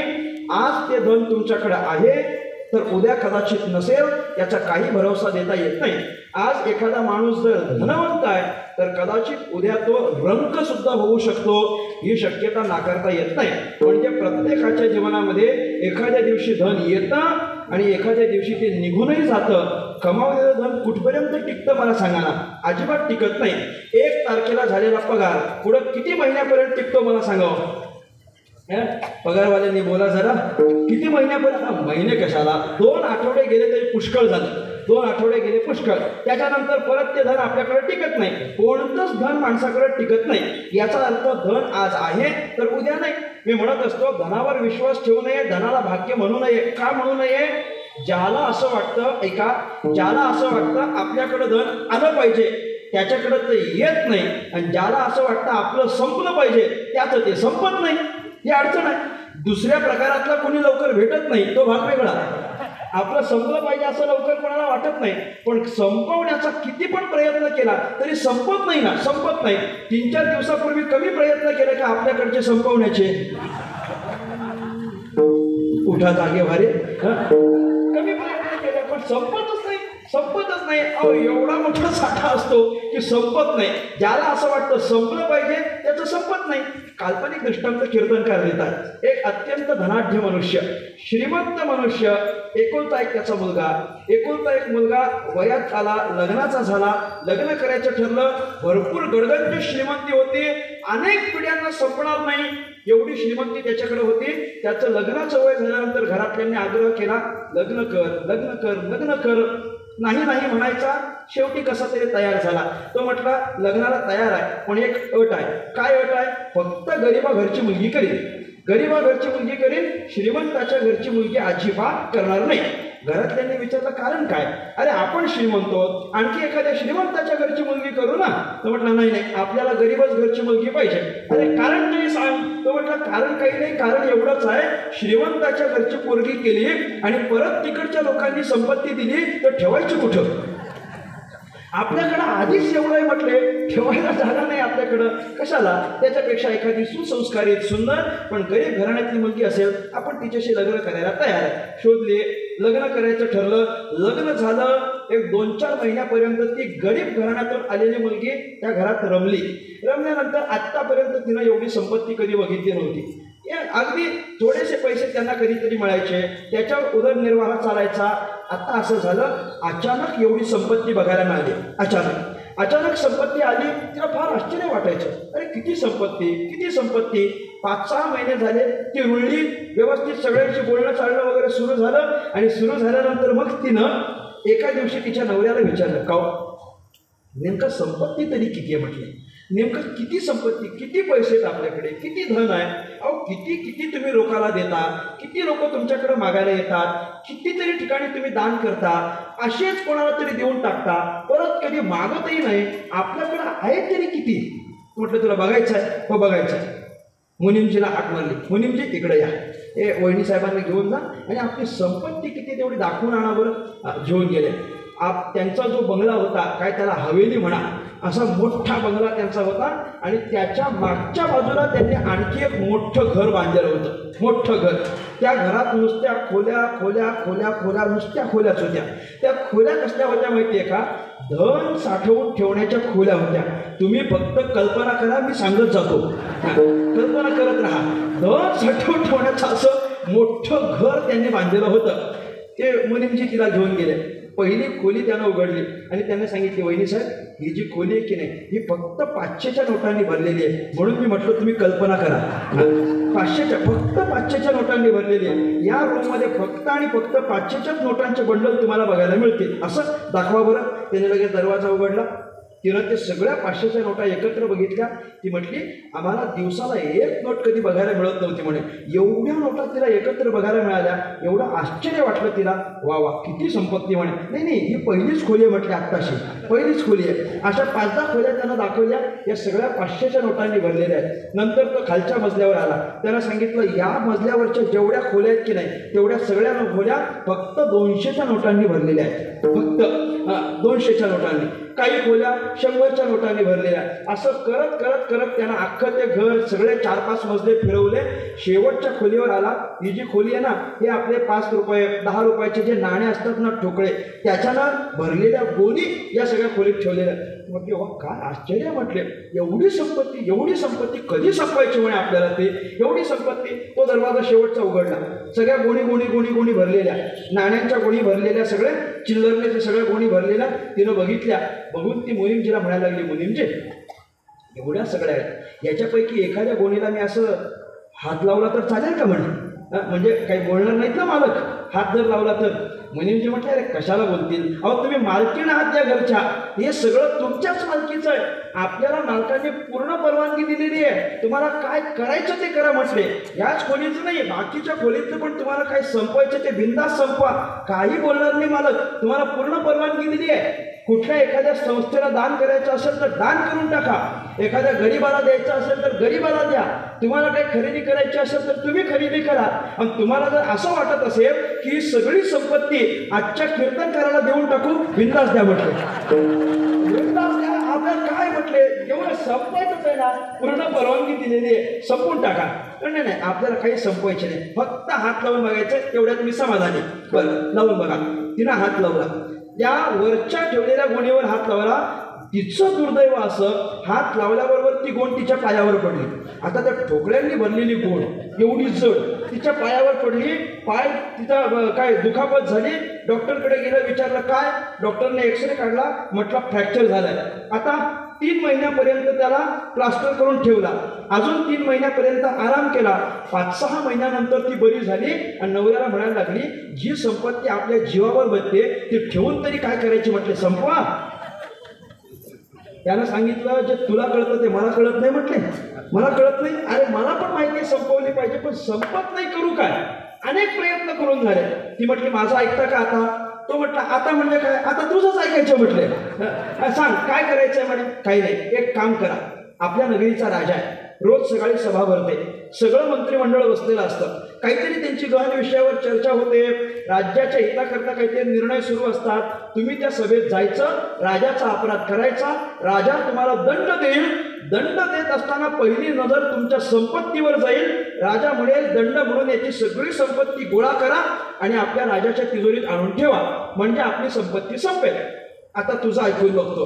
दुसऱ्या दिवशी गेला, महालात गेला, दरबारात गेला, दरबार भरलेला, राजा सिंहासनावर बसलेला, बाजूला प्रधानमंत्री बसलेले आहेत, दोन्ही बाजूला सगळं मंत्रिमंडळ बसलेलं आहे.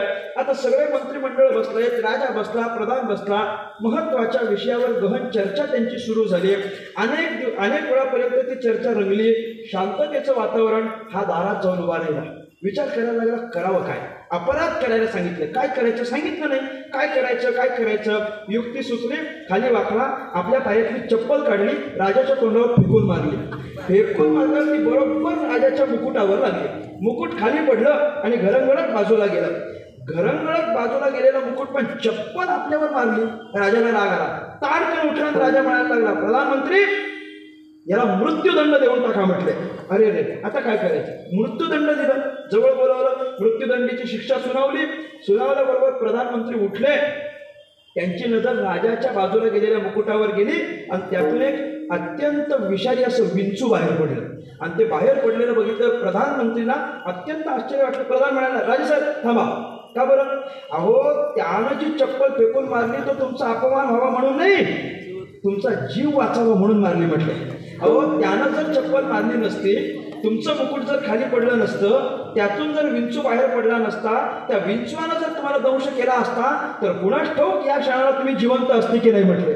म्हणजे तुम्ही जिवंत आहात हे सगळी त्याची कृपा, त्याची बुद्धी चालली म्हणून तुम्ही जिवंत. असं काय? वा वा, असं असेल तर मी माझे शब्द मागे घेतो. चला, शाल घेऊन या, श्रीफळ घेऊन या, पुष्पगुच्छ घेऊन या, सन्मान चिन्ह आणा, त्याचा चांगला सत्कार वगैरे केला. आता तो बिचारा आला होता कशासाठी? झालं काय? बिचाऱ्याचं काय म्हणायचं त्याला, सगळं गेलं. तो परत गेला निघून. आपण ज्या कामाकरता आलो होतो ते काम झालंच नाही. मग आता इकडं संध्याकाळ झाली. राजा आणि प्रधान एकत्र बसले, विचार करायला लागले. राजा म्हणायला लागला प्रधानजी, काय हुशार माणूस आहे, काय बुद्धिमान आहे, कसं काय त्याला कळलं? माझ्या मुकुटात विंचू हे त्याला कळलं तरी कसं काय कोणास ठाऊक? बरोबर चप्पल फेकून मारली, नेमकं त्याच्यानं मुकुटच खाली पडलं. बरं झालं तो होता म्हणून मी आज वाचलो, नाहीतर माझा पण जीव गेला असता. तुम्ही एक काम करा, काय? त्याला पारितोषिक द्या. कसलं पारितोषिक द्यायचं? त्यानं सांगितलं काही नाही, आता फक्त 2च दिवस राहिलेत की नाही, कुठलं तरी मंत्रीपद देऊन टाका म्हटले. म्हणजे त्या माणसाला, बरं काय, त्याला कुठलं तरी मंत्रिपद देऊन टाका म्हटलं. लगेच आपल्या मंत्रिमंडळात अशीच हुशार माणसं आपल्याला पाहिजेत म्हणे. असा हुशार असेल, आपल्या राज्याचं हित होईल म्हणे, त्याला मंत्रिपद देऊन टाका. प्रधानजी म्हटलं, हरकत नाही, उद्याच सकाळी घोषणा करतो. थोडा वेळ झाला, नाही म्हटलं, याच्याने काही समाधान होत नाही, नुसतं मंत्रिपद देऊन काय होणार आहे? एक काम करा प्रधानजी, काय? आपल्या तिजोरीत जा. लक्षात आहे ना हे सगळं त्याचं कशासाठी चाललं होतं? बस त्याच्यावर ध्यान द्या. म्हटलं आपल्या तिजोरीत जा आणि 7 उंट तयार करा.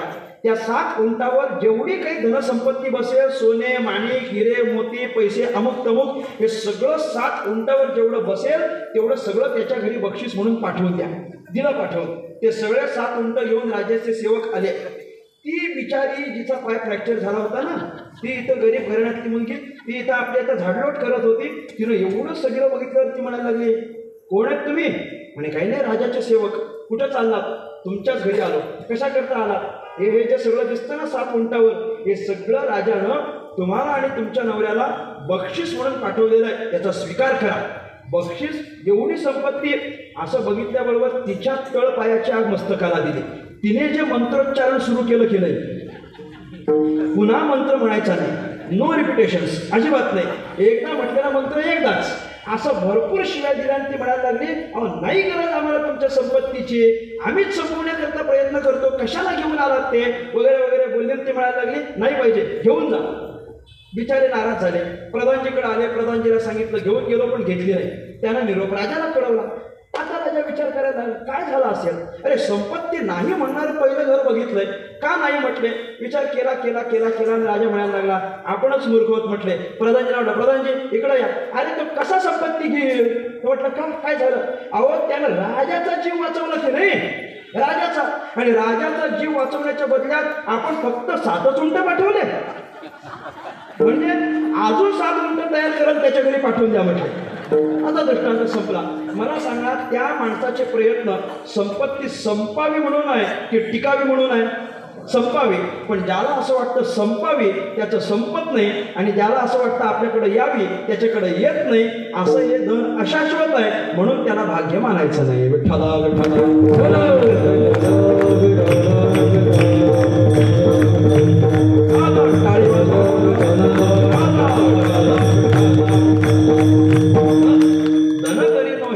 भाग्य तरी नो हे धन. दुसरं काय आहे? पुत्र. नाही. पुत्र हे काय भाग्याचं लक्षण आहे का? श्रीमद भागवताच्या महात्म्याच्या प्रसंगात आलेली आत्मदेव ब्राह्मणाची कथा तुम्ही पहा. मला फार सविस्तर आता ती सांगायची नाही, माझ्याकडे वेळही नाही. आत्मदेव ब्राह्मणाची कथा पहा. पुत्ररत्नाची प्राप्ती नाही म्हणून दुःखी झालेला, प्राणत्याग करण्याकरिता रानात गेलेला, साधूची भेट झाली. साधूनं विचारलं, कशाला आलास या रानात? त्यानं सांगितलं, काही नाही, सगळी सुखसंपत्ती आहे पण पुत्र प्राप्ती नाही आणि असलं जीवन जगण्यापेक्षा जीव दिलेला बरा म्हणून प्राणत्याग करायला आलो. साधूनं सांगितलं, अरे असं करू नकोस, असं करू नको. पुत्ररत्नाची प्राप्ती न होणं याच्यामध्ये दुःख काय मानायचा? साधूने चांगला उपदेश त्याला केला. साधू म्हणायला लागला, अरे आपल्याला पुत्ररत्नाची प्राप्ती नाही, ती देवाची कृपा मान, ही देवाची कृपा मान. कशी काय कृपा मानायची? अरे पुत्ररत्नाची प्राप्ती नाही म्हणजे तुला कोणतीच जबाबदारी नाही, आणि कोणतीच जबाबदारी नाही म्हणजे देवानं तुला भजन करण्याकरिता मोकळं ठेवलंय, ही कृपा मान ना. म्हटले, जा देवाचं भजन कर. तो म्हटला, महाराज तुम्हाला काय कळणार आहे? म्हटले, तुम्ही संन्यासी लोक, तुम्हाला काय कळणार आहे पुत्ररत्नाच्या प्राप्तीचं? तर म्हटलं, अरे तसं जरी असलं तरी नाही होणार, त्याच्यामुळे तू याच्यामध्ये पडू नकोस. तो म्हटलं, कमीत कमी माझं भाग्य तरी बघा आणि मला सांगा पुत्ररत्नाची प्राप्ती होईल का? त्या साधूनं पाहिलं आणि याचं पुढचं भविष्य बघून साधूनं सांगितलं, या नाही, पुढच्या 7 जन्मात तरी पुत्ररत्नाची प्राप्ती होत नाही म्हणे तुला. आता तर फार दुःखी झाला. तो म्हणायला लागला, बघा महाराज, तुमच्या प्रयत्नानं, तुमच्या तपश्चर्येच्या बळानं मला जर तुम्ही पुत्ररत्नाची प्राप्ती करून देणार असाल तर ठीक, नाही तर आत्ता इथं तुमच्या समोर डोकं आपटून मी जीव देतो. काय करायचं बोला.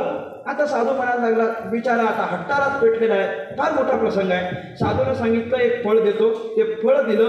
तो पुन्हा ते फळ घेऊन घरी आला. ते फळ आपल्या बायकोला दिलं. साधूनं प्रसाद म्हणून दिलेला आहे, खा.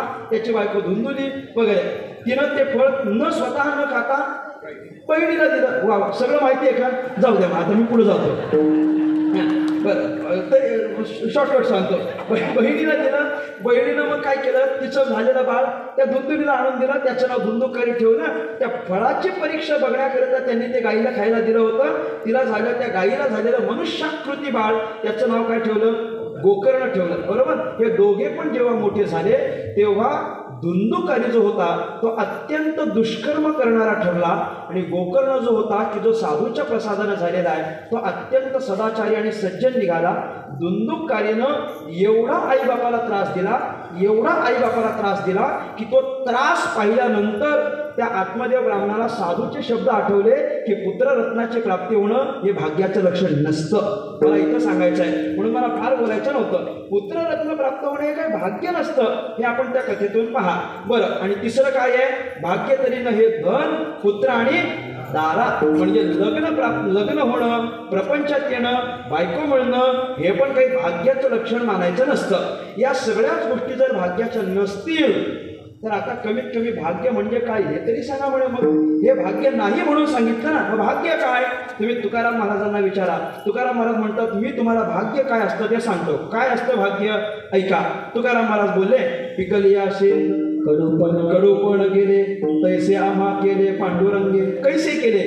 काम, क्रोध, लोभ निमाले ठायचे, अवघी आनंदाची सृष्टी झाली. आठव नाठव गेला भावाभाव, झाला स्वयमेव पांडुरंग. तुका म्हणे भाग्य यावे म्हणे, तुका म्हणे भाग्य यावे म्हणे.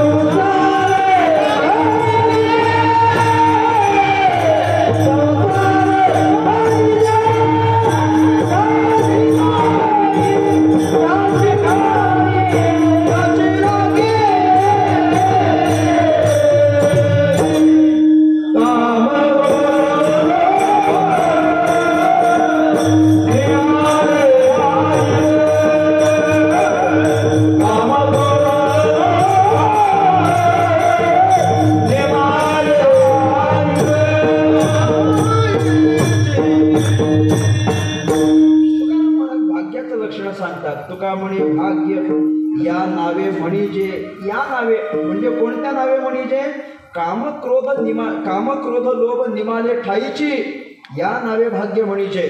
अवघी आनंदाची सृष्टी झाली या नावे भाग्य म्हणजे. आठव गेला भावाभाव या नावे भाग्य म्हणजे. आणि झाला स्वयमेव पांडुरंग या नावे भाग्य म्हणजे. तुकोबाराय म्हणतात संसारी जन्मीजे याची लागी. एवढ्या करताच संसारात जन्माला यायचं असतं. ही सगळी भाग्याची लक्षणं आहेत. आता मी तुम्हाला परत पहिल्या वाक्याकडे घेऊन जातो. मी पहिलं वाक्य काय म्हटलं होतं, जे आपल्याला भाग्याचं वाटतं ते तुकोबाराला भाग्याचं वाटत नाही, आणि जे तुकोबाराला भाग्याचं वाटतं ते आपल्याला भाग्याचं वाटत नाही. आपल्याला भाग्य काय वाटत होतं, धन पुत्र दारा. तुकाराम महाराज म्हटले हे भाग्य नाही. तुकाराम महाराजांना काय भाग्य वाटलं, तुकाराम महाराजांच्या दृष्टीनं भाग्य काय, काम क्रोध लोभ संपणं हे तुकाराम महाराज भाग्याचं मानतात. आपल्या ठिकाणी काम नसणं क्रोध नसणं हे तुकाराम महाराज भाग्याचं मानतात. आपल्या ठिकाणी क्रोध असणं हे आपण भाग्याचं मानतो का, मला सांगावं. नाही, आमच्याकडे राग असेल तर आम्ही म्हणतो की नाही आमचा स्वभाव फार रागीट आहे, आमच्यासमोर कोणी पण उभा राहत नाही. अरे कोणी पण उभा राहत नाही ही अभिमानाने सांगण्याची गोष्टच नाही. याच्यात काय अभिमान मानायचा मला कळत नाही. लोक कधी कधी फार याच्याने अट्टहासाला सांगतात, मान वर करून सांगतात माझ्यासमोर उभा राहील काय. अरे मग त्यात नवल काय अभिमान सांगण्यासारखं काय. व्यक्तिमत्व असं असलं पाहिजे की कुणीही जरी असला तरी तुमच्या समोर येऊन दोन घटका बसलं पाहिजे आणि दोन शब्द बोलले पाहिजे तर तू मोठा. ते आम्ही अभिमानाने सांगतो माझ्यासमोर येऊन उभा राहील काय, तो अख्ख्या गावाशी बोलेल पण माझ्याशी अजिबात बोलणार. अरे मग काय त्याच्यात अभिमान, काय अभिमान. हे आम्हाला भाग्याचं वाटत नाही. जे आपल्याला भाग्याचं वाटतं तुकोबाराला भाग्याचं वाटत नाही, तुकोबारांना भाग्याचं वाटतं आपल्याला भाग्याचं वाटत नाही. तुकाराम महाराजांनी भाग्य वेगळं सांगितलं. तुम्ही नामदेव महाराजांना विचारा, नामदेव महाराज आपल्याला भाग्य काय सांगतात. नामदेव महाराज म्हटले माझे सर्व भाग्य विठोबाचे पाय आणि उपाय निर्णय काही. मला जर विचाराल भाग्य काय असतं तर नामदेव महाराज म्हणतात फक्त विठोबाच्या पायाचं रोज दर्शन होणं एवढंच माझ्याकरता भाग्य आहे. याच्या व्यतिरिक्त मी कोणत्याच गोष्टीला भाग्य मानत नाही. कोण म्हटलं, नामदेव महाराज. आता मी शेवटी घेऊन जातो तुम्हाला ज्ञानेश्वर महाराजांकडे.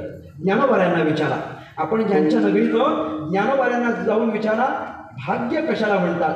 ज्ञानेश्वर महाराज आपल्याला चांगलं भाग्य सांगतात. ज्ञानोबाराय म्हणतात ते हे विषय वैराग्य जे आत्मलाभाचे भाग्य जेणे ब्रह्मानंदे योग्य जीव होती. ज्ञानेश्वर महाराज म्हटले कशाला भाग्य म्हणतात, ते हे विषय वैराग्य विषयाच्या ठिकाणी निर्माण होणारं वैराग्य यालाच भाग्य म्हणतात. इहलोकापासून परलोकापर्यंत सुख देणारे जेवढे म्हणून पदार्थ आहेत त्या प्रत्येक पदार्थाच्या संबंधाने त्यागाची भावना निर्माण होणं याला वैराग्य म्हणतात. असं वेदांत बोलतं की नाही सांगा. ही वेदांताची प्रक्रिया आहे. त्यालाच वैराग्य म्हटलं जातं. सगळं नको वाटलं पाहिजे याला वैराग्य. विषयाच्या ठिकाणी निर्माण होणाऱ्या वैराग्याला ज्ञानेश्वर महाराज आत्मलाभाचं भाग्य असं म्हणत असतील तर ज्ञानोबारायांच्या दृष्टीनं विषयाच्या ठिकाणी होणारं वैराग्य म्हणजे भाग्य. आपलं वैराग्य विषयाच्या ठिकाणी होतं का मला सांगा, होत नाही. विषयाच्या ठिकाणी वैराग्य निर्माण होत हे सगळं सोडावं आणि कायमचं पंढरपूरला निघून जावं वाटतं का, कधी सांगा, वाटतं का. हो नाही बोला चला, नाही ना असं खरं बोलत चालायचं आपल्याला कधीच वाटत नाही. पंढरपूरला जावं हे सगळं सोडून जावं असं कोणाला वाटतं, कोणालाच वाटत नाही. याचा अर्थ विषयाच्या ठिकाणी आम्हाला कोणालाही वैराग्य निर्माण होत नाही. ते झालं पाहिजे तरच त्याला आपल्याला भाग्य म्हणता येईल. आम्हाला होतच नाही असं नाही बरं का. हे विषय सोडले पाहिजेत किंवा प्रपंच सोडला पाहिजे असं वाटतच नाही, असं नाही वाटतं. कधी कधी असं वाटतं की सगळं सोडावं निघून जावं. पण 2-4 दिवस गेले की परत आम्ही येतो की नाही तिथंच, बॅक टू पवेलियन. परत आम्ही तिथंच येतो, परत आपलं तेच चालू होतं. आम्हाला वाटतच नाही असं नाही. एक लहानसा एक घडलेली घटना आम्ही जे चातुर्मासात श्रवण केलेले तेवढी फक्त सांगतो. विठोबा रखमाई घेतो आणि मी संपवतो. मी फार वेळ तुमचा घेणार नाही.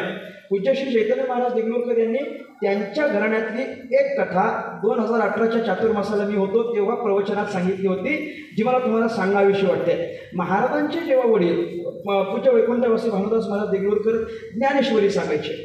आता ज्ञानेश्वरीची चातुर्मासाची वेळ जवळजवळ सगळ्या साधकांना माहिती आहे. संध्याकाळी 7 ते 8ची वेळ. ज्ञानेश्वरीची ती वेळ 6:30 ते 7:30 वगैरे अशी वेळ असते. 2 भागामध्ये विभागलेली असते. 6:30 ते 7:30, 7 ते 8 अशी ती वेळ. सगळेजण प्रवचनाला यायचे. प्रवचन संपलं की आपापल्या ठिकाणी निघून जायचे. एक माणूस प्रवचनाला आला, महाराजांच्या समोर प्रवचनाला बसला. सगळेजण 7:30-8 वाजता प्रवचन संपलं आणि आपापल्या ठिकाणी निघून गेले. हा माणूस उठलाच नाही, तसाच बसलेला राहिला. महाराजांचं त्याच्याकडे लक्ष होतं. 8:30 वाजले, 9, 10, 10:30 वाजले, 11 वाजले, तरी उठला नाही. महाराज बाहेर गेले. त्याला विचारलं, का रे बाबा, प्रवचन संपल्यापासून बघतो सगळेजण आपापल्या ठिकाणी निघून गेले, तू गेलाच नाही. काही सगळं क्षेत्र कुशल आहे, कुशल मंगल सगळं व्यवस्थित आहे? सगळं व्यवस्थित आहे. चातुर्मासाला आलात काय तुम्ही? म्हटलं नाही, मी चातुर्मासाला नाही आलो. मग कशाला आलात? म्हटलं चातुर्मास म्हणजे 4 महिने की नाही. म्हणजे मी फक्त 4 महिन्यापुरता नाही आलो, मग कायमचा आलोय. म्हटले कायमचा पंढरपुरात आलोय मी. आता परत कधीच घरी जाणार नाही असा निर्णयच करून टाकलेला आहे. कायम तुमच्यासारख्या संतांच्या सेवेत राहायचं असं ठरवून आलेलो आहे. महाराज म्हटलं ठीक आहे, मग आता पंढरपुरात राहणार? हो राहणार. झोपायची काही व्यवस्था झाली तुझी? काहीच व्यवस्था नाही. म्हटलं आंघोळीची काही? आंघोळीची पण नाही. जेवणाची काही? त्याची पण नाही. चहा पाण्याची? त्याची पण नाही. फराळाची? त्याची पण नाही. दर्शनाची? त्याची नाही. म्हणजे तुझी कसलीच व्यवस्था नाही, कसलीच व्यवस्था नाही. अरे मग राहणार कसा? काही नाही. म्हटले देवाच्या नगरीत आहे की नाही, भेटेल म्हटलं काहीतरी. आंघोळीला काय चंद्रभागेत जायचं, राहायचं तरी काय, रात्रच तर काढायची असते, कुठंतरी झोपायचं, रात्र निघून जाते. खायचं म्हणायचं झालं तर चातुर्मासात भरपूर ठिकाणी असतं की नाही अन्नदान, भरपूर ठिकाणी. फक्त वेळेत जावं लागतं. चातुर्मास करणाऱ्याला माहिती आहे, फक्त वेळ चुकली की संपलं, मधुकरी संपली, मग परत संध्याकाळी असं असतं. सगळं मिळतं. म्हटले महाराज म्हटले त्याच्यापेक्षा एक काम कर, एवढी सगळी आपदा करून घेण्यापेक्षा आपल्याच मठात राहा. मठ फार मोठा आहे, आपल्याच मठात राहा. सगळं काही तुझी व्यवस्था मी करून देतो. अट फक्त एकच आहे, मी सांगेन तसं राहायचं. काय करावं लागेल? काहीच नाही. सकाळी लवकर उठायचं, आंघोळ करायची, देवाची पूजा करायची. देवपूजा झाली की लगेच ज्ञानेश्वरी वाचायला बसायचं. ज्ञानेश्वरी वाचायची. सकाळचा चहा मिळेल, चहा झाला पुन्हा ज्ञानेश्वरी वाचायची. न्याहारी झाली पुन्हा ज्ञानेश्वरी वाचायची. दुपारचं जेवण झालं पुन्हा ज्ञानेश्वरी वाचायची. संध्याकाळचा चहा झाला पुन्हा ज्ञानेश्वरी वाचायची. संध्याकाळचं ज्ञानेश्वरीचं प्रवचन संपेल, मग जेवण होईल, ते झालं पुन्हा ज्ञानेश्वरी वाचायची. रात्री झोपायचं, सकाळी लवकर उठायचं, देवाची पूजा करायची, आंघोळ करायची, देवाची पूजा करायची आणि ज्ञानेश्वरी वाचायची. चहा झाला की पुन्हा ज्ञानेश्वरी वाचायची. न्याहारी झाली की पुन्हा, तुम्ही तेवढं बोला बाकीचं मी बोलतो, ज्ञानेश्वरी वाचायची. दुपारचं जेवण झालं की पुन्हा ज्ञानेश्वरी वाचायची. संध्याकाळचा चहा झाला की पुन्हा ज्ञानेश्वरी वाचायची. संध्याकाळचं ज्ञानेश्वरीचं प्रवचन आणि जेवण झालं की पुन्हा ज्ञानेश्वरी वाचायची. रात्री झोपायचं, सकाळी लवकर उठायचं, आंघोळ करायची, देवपूजा करायची आणि पुन्हा ज्ञानेश्वरी वाचायची. चहा पिला की पुन्हा. आता हे लक्षात ठेवा, सगळं कीर्तनात बोलले ते पण आळंदीत माऊलींच्या साक्षीला म्हटणार ज्ञानेश्वरी वाचायची, एवढं मात्र नक्की. ज्ञानेश्वरी वाचायची, असं एवढंच करायचं. त्याच्यापेक्षा व्यतिरिक्त काही करायची गरज नाही. महाराजांनी सांगितलं त्याप्रमाणे राहायला लागला. महिना कसा तरी सरला, महिना ढकलला, त्यानं कसा तरी महिना संपला. तो दिवस उजाडला ज्या दिवशी तो पुन्हा महाराजांच्या समोर प्रवचनाला जाऊन बसला. रोज प्रवचनाला बसायचं समोर जाऊन, पण प्रवचन संपलं की परत उठायचा, आपल्या जागेवर येऊन ज्ञानेश्वरीचं वाचनाला बसायचा. आज घडलं असं, पहिल्या दिवशी जसा उठला नव्हता की नाही, आज तसा उठलाच नाही. अगदी 11 वाजले तरी उठला नाही. परत महाराज त्याच्याकडे गेले. त्याला विचारायला लागलं, का रे बाबा काही अडचण आहे काय? तर म्हटलं काहीच अडचण नाही. तुला सकाळी आंघोळीला गरम पाणी मिळतं? हो म्हणे मिळतं. मग तुम्हाला चहा मिळतो? हो चहा पण मिळतो. सकाळची न्याहारी ती पण मिळते, जेवण ते पण मिळतं. संध्याकाळचा चहा तोही व्यवस्थित, रात्रीचं जेवण तेही व्यवस्थित. जेवण काही तिखट वगैरे अजिबात नाही. जेवण पचतं? हो पचतं. झोप लागते. ज्ञानेश्वरी कशी आहे? व्यवस्थित चालली आहे. वाचन जमतं. अर्थ अडलाय? नाही. अरे मग सगळं ठीक आहे, तर इथं बसला का? म्हणे 4 तास झाले प्रवचन संपून, का बसलाय? त्याला सांगितलं, महाराज सगळं काही व्यवस्थित चाललंय, फक्त मागचे 4-5 दिवस झाले असं वाटायला लागलं काय एकदा घरी जाऊन यावं. माझा दृष्टांत संपला. कारण काही नाही, असं वाटायला लागलं एकदा घरी जाऊन यावं. महाराज म्हटले मला माहिती होतं कधीच जाणार नाही असं सांगून जे येतात की नाही, ते महिन्यातच घरी येतात कुठे पण. असंच होत असतं म्हणे. त्याच्यामुळे काय नंतर काय घडला तो घडला प्रसंग, पण विषयातलं वैराग्य आपल्याला निर्माण होतच नाही असं नाही, होतं पण काही क्षणापुरतं किंवा मर्यादित काळापुरतं असतं. असं मर्यादित नको, विषय वैराग्य कायमचं निर्माण होणं यालाच भाग्य असं म्हटलं जातं. आणि वैराग्यच जर बोलायचं असेल तर ते तुकोबाऱ्यांकडे काही कमी आहे का मला सांगावं. वैराग्याचा पुतळा म्हणून आपण तुकोबाऱ्यांकडे पाहतो की नाही. आणि तुकाराम महाराज सांगतात, ज्ञानेश्वर महाराज ज्या वैराग्याला भाग्य मानतात, तुकोबारा म्हणतात तेच वैराग्य आमच्याकडं भाग्य रूपानं निर्माण झालं आणि त्यातूनच आम्हाला संतांची प्राप्ती झाली. मी प्रमाण बोलून चरण घेत नाही, वेळ घेत नाही. वैराग्याचे भाग्य संत संग हाची लाभ, तुकाराम महाराज म्हटले.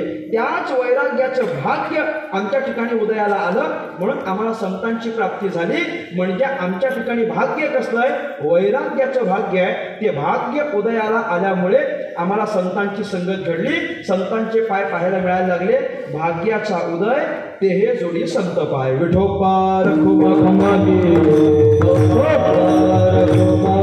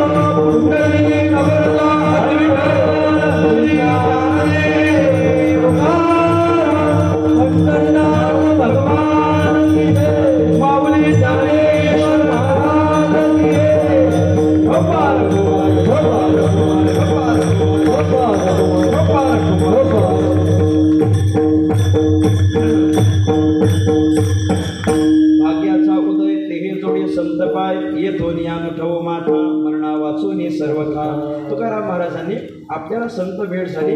त्याचं कारण भाग्याकडे ढकललेलं आहे. आम्हाला भाग्यामुळे संत आमच्या नुसतं पाय बघायला मिळाले असं नाही बरं का. लक्ष द्या, माझ्याकडे लक्ष द्या. 10 मिनिटात मी थांबणार आहे. तुकाराम महाराज म्हणतात, नुसते पाय बघायला मिळाले असं नाही, संत आमच्या समोर उभे राहिले की नाही. पुण्य फळले बहुता दिसा, भाग्य उदयाचा कसा झालो सन्मुख.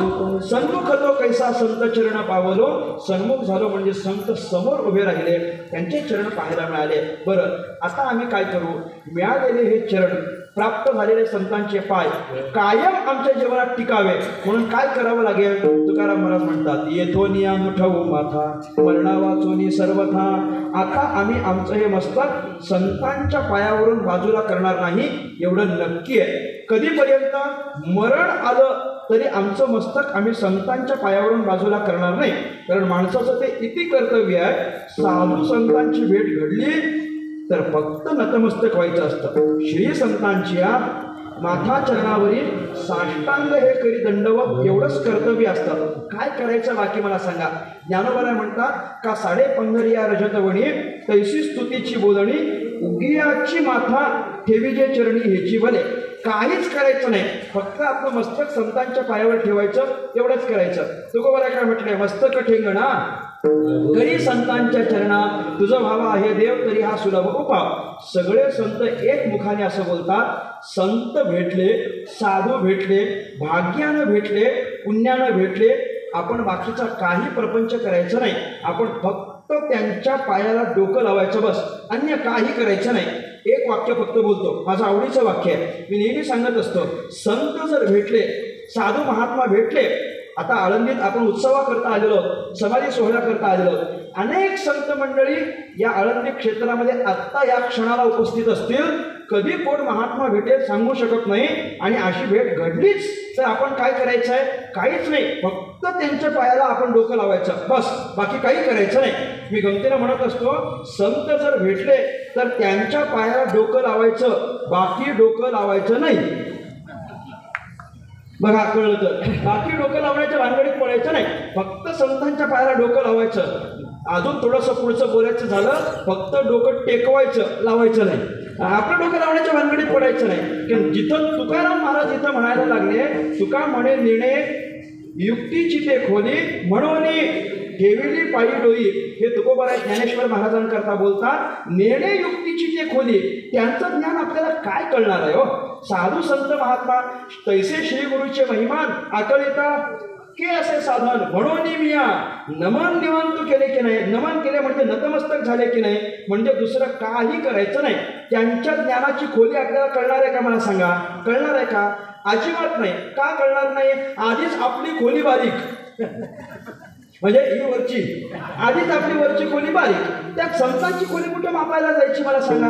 संतांचं ज्ञान तपासायचं नसतं, काय करायचं असतं.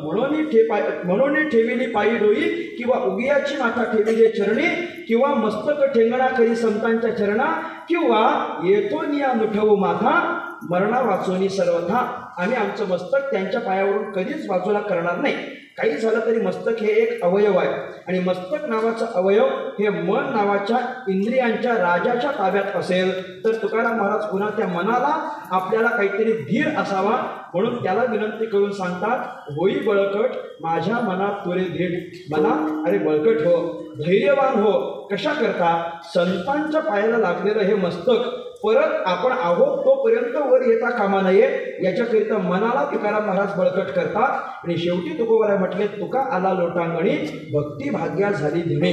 मला फक्त एवढा अर्थ सांगायचा आणि थांबायचा आहे. तुकाराम महाराज म्हटले, तुका आला लोटांगणी.